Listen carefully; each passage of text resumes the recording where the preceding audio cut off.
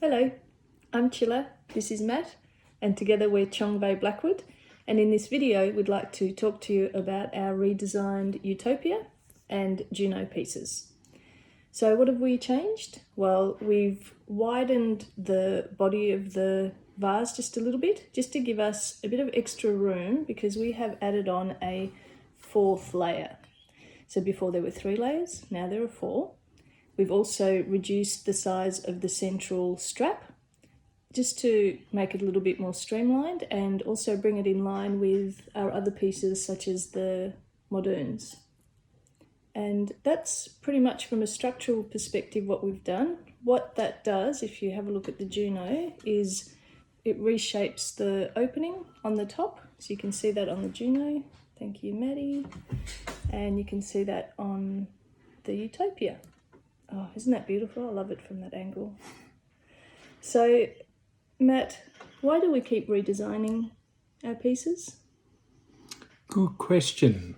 I think the reason why we redesigned these particular pieces is because it was something that I was wanting to do for quite a while, and the only thing that was stopping me was me. Yeah, it was me. And so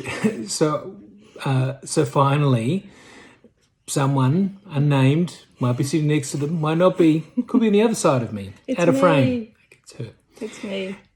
Finally convinced her to adopt the extra layer.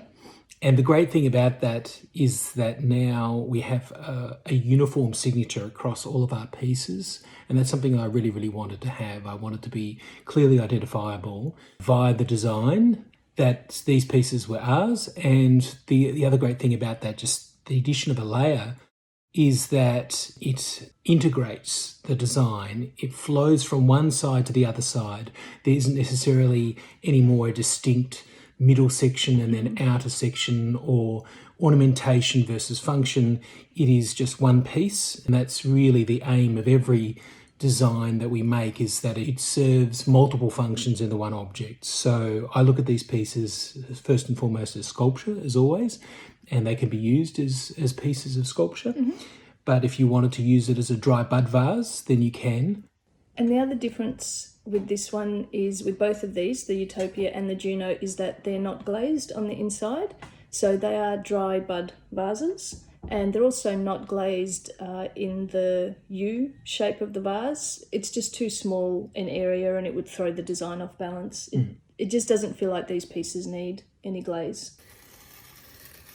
So in addition to the design evolving and the lack of glaze for these particular pieces, the other thing you'll notice is the clay appears quite different. So previously it was a darker brown. In this instance, it's quite lighter with hints of grey and white.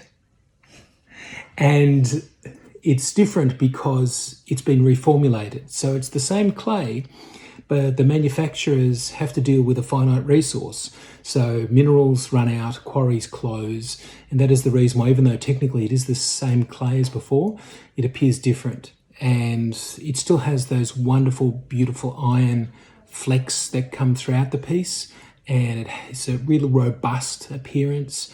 And it's the lovely texture. Got the nice texture to it. Great texture to it. So those elements remain the same, but it is a lighter shade as compared to how it was before. Is that it? I think so. Okay, that's it. We'll see you next time. Bye.